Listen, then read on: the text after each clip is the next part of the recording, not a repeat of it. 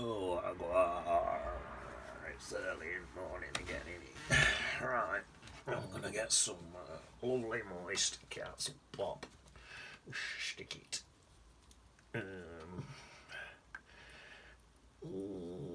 Yeah, just at the top, I think.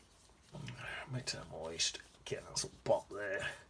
Then I'm gonna get some red and some yellow. Try and mix a creamy type colour if I can. Nice creamy colour.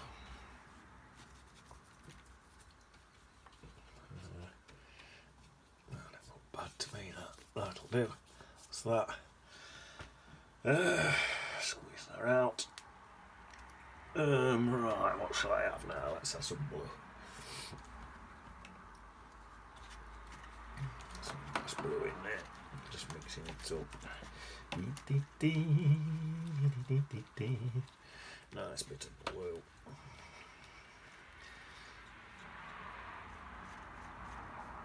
This seems to be a nice bit coming in from about there. Something about that. And I think there's a bit sort of maybe some bits in there. Right, I'm coming straight in, not even going to bother cleaning my brush. I'm going straight into a purple.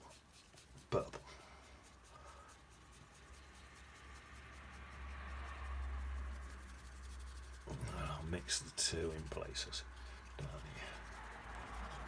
These clouds now. You know what I might do? Flip it upside down a bit and get some of that colour to flow back up. And then flip it that way. To flow across. Flip it all the way in a minute. Flip it back that way.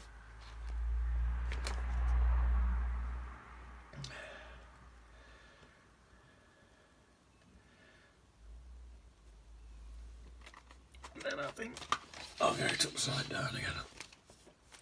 I'm going to flow right up. Hopefully that will work.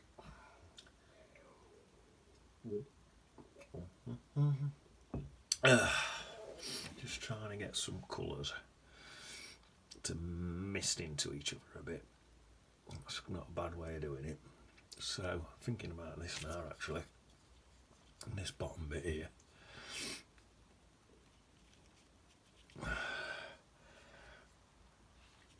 There's some stuff.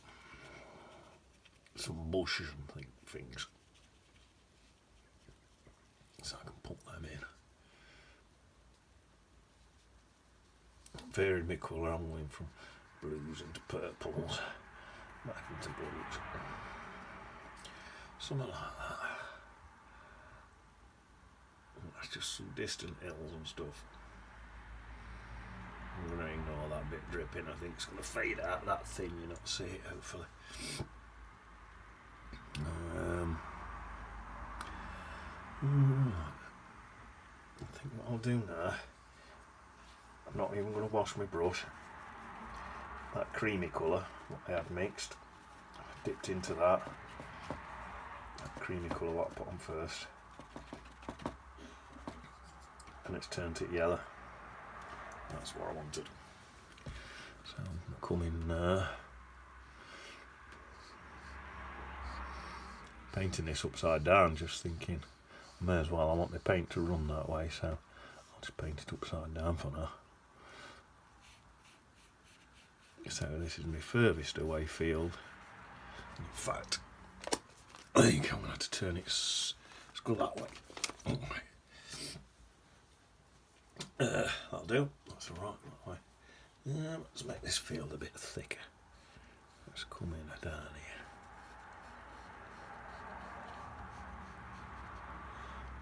So I've left a couple of them light white lines. I always quite like that. I always think it looks nice. I'm going to keep this colour on my brush, so I'm going to use a different brush, just so I can keep that colour on. And I'm going to put in some hedgerows and stuff. So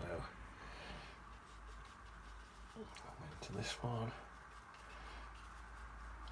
Should make a decent hedgerow. So I think I'll put an hedgerow in top of it like this.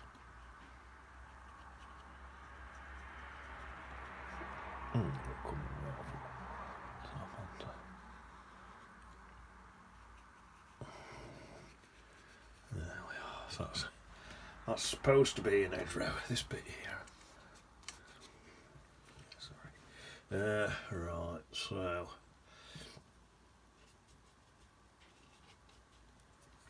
Take a bit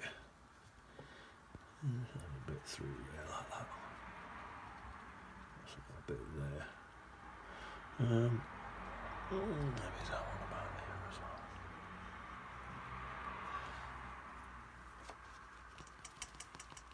well. A bit of fun painting, finger painting.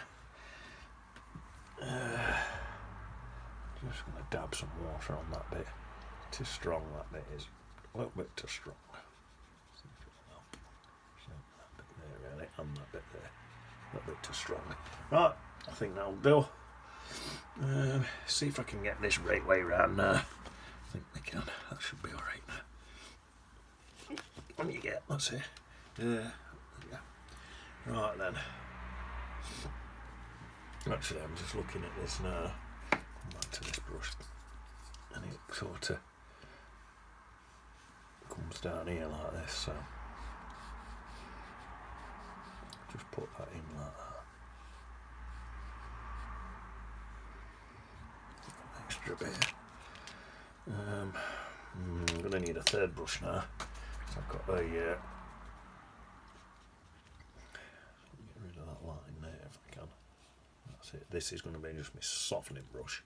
So that's only water on that one. Right, now then.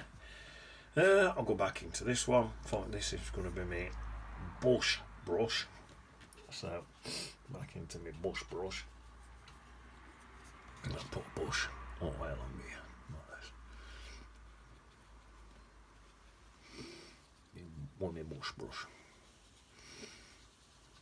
That's another hedgerow. And my softening brush. Just soften a little bit there. Maybe there's even a bit underneath as well. Although that probably soften when I put my field brush in. Right, this one sort of get across that and all like that. So dip in a bit of water and just see what happens. See what colour I've got on here. Right, there's virtually nothing on there, so dip back into a little bit. I've not washed my brush at all, just keep dipping back in. I've gone into some yellow and into a bit of, it's green what's on my palette, but from my last painting it's got all burnt umber and it's a mucky green, it's just there, so I'm just using it. So, because it's just there, I'm not exactly sure exactly what colours is in it, but it's basically a mucky ucky screen, all muckied up from my last painting. This seems to be quite low on this side. Something about like that. That'll do.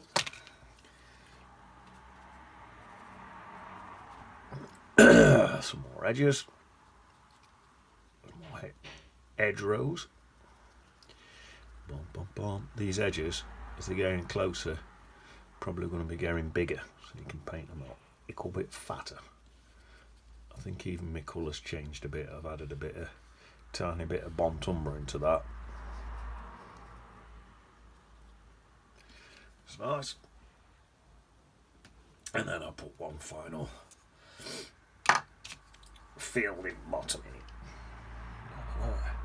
So, see what that looks like. Pretty nice.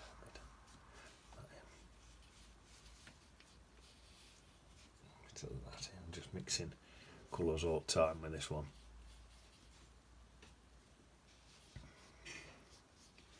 Mixing my yellows and my greens.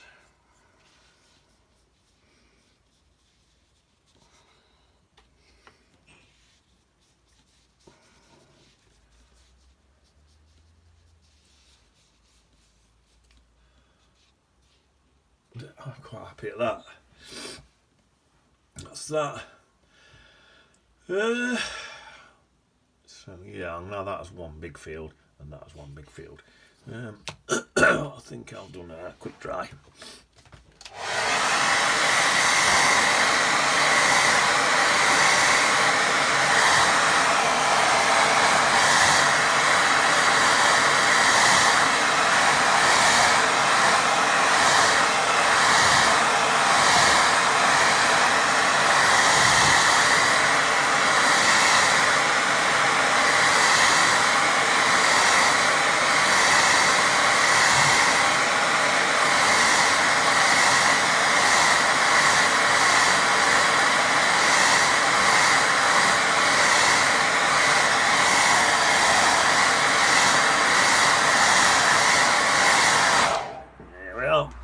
So, I think what I've done,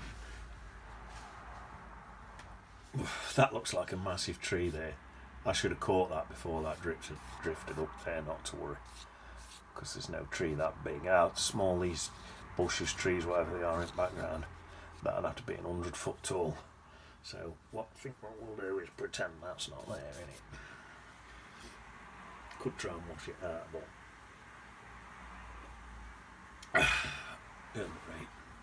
right.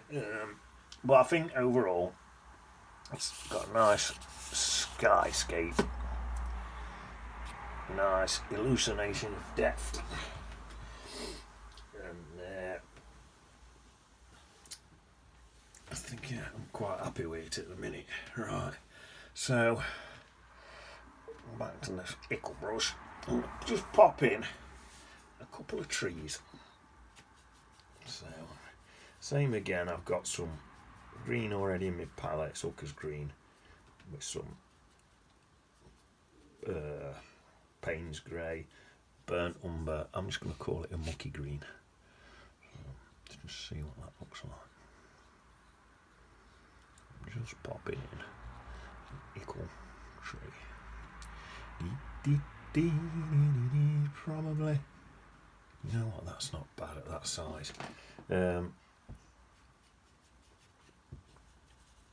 going to get a bit more of a bright green on top of that. That's it, that'll do me. And then there's another one. Let's say this is further away, so let's take this one a bit smaller. Perhaps. That's it, so that's just a couple of trees in there. Try and put in, if I can, a bit of oh yeah, that's worked nice. I don't know if my hand's in way there. I've just put in a bit of a trunk there. They're quite far away. Put a little branch in there or something. That'll do for that. They're very far away, innit? Right, so that's that. Now then, a closer one here. Something down there, I think. That wash.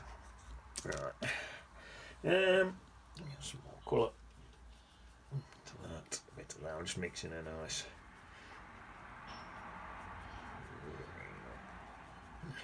That'll do. So this one's going to be.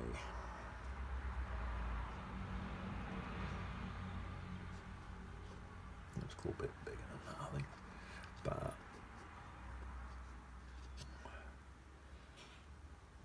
that, yeah, that looks alright to me. And then I'm going to have one about here.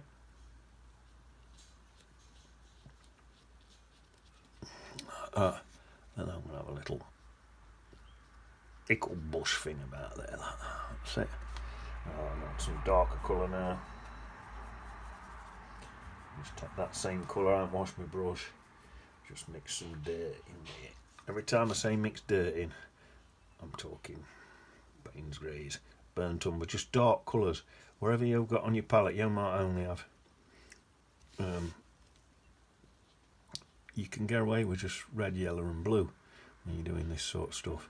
you've only got that, just mix all three colours in a bit. It'll work brilliant. Soften that in at the bottom there.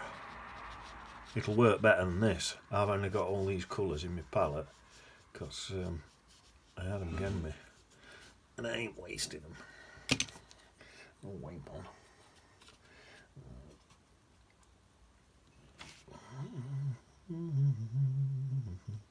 Just a few hints of some branches and stuff. I need loads of stuff in there. Not though. Nearly done. What I'm thinking, just here, looking at this, that looks like a hint of some sheep. Even there, looks like there's some sheep. It's them little things. So I'm going to pop a few more in, so it looks like there's sheep in this field. Right, so I'll pick a brush now. I want a small one. No, I'll go with that one. I'm going to say I might use my rigger brush, but I changed my mind. So I'm on Designer's Gouache. Designer's White Gouache. Yeah, I'm just going to pop in. Not going to do much, just like that, look. Make it look like there's a few sheep knocking about in this field. That's all I need. I don't need loads of stuff.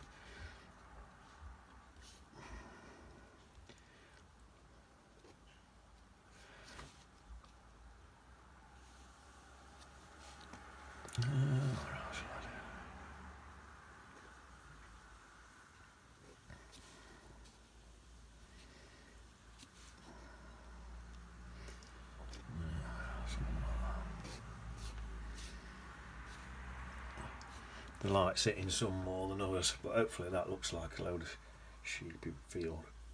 You know what I think? Just standing back and looking at it, some of these ones need to be slightly bigger just to be made to look a bit closer.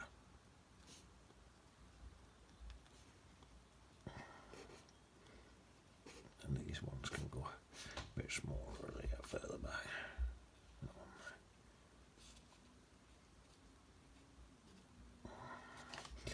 That'll do, I think.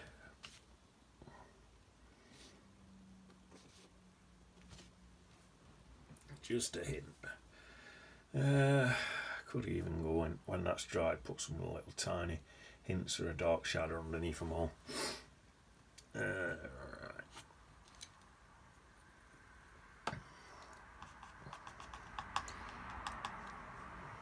Here we go.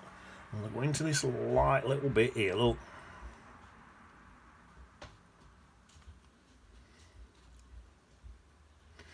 Peter and Paul.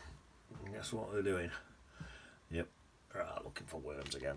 Let's pop a few little heads on some of these. Just not on them all, just on a couple. A few little heads. See if I can get some. I've got a tiny bit of dark green paint. Just go under a few on them. Give them a bit of a shadow underneath them. Tiny bit like that.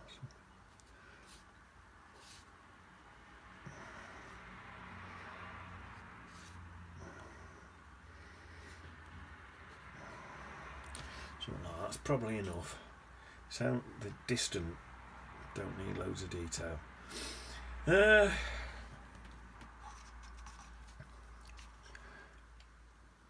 But the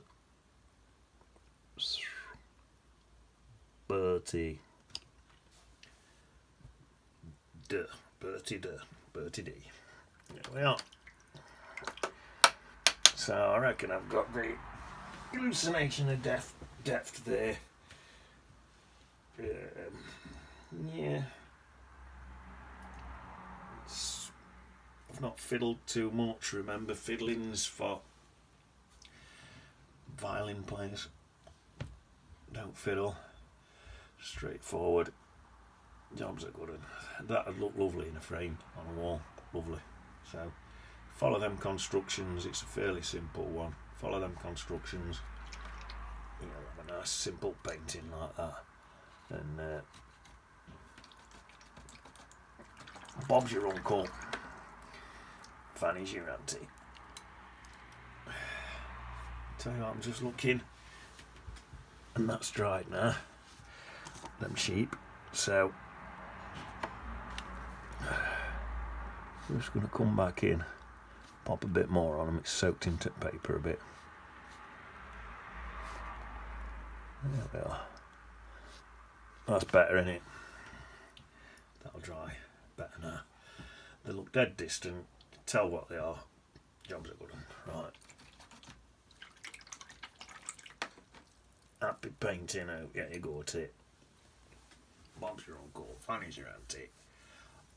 See you on beach. Wow, wow.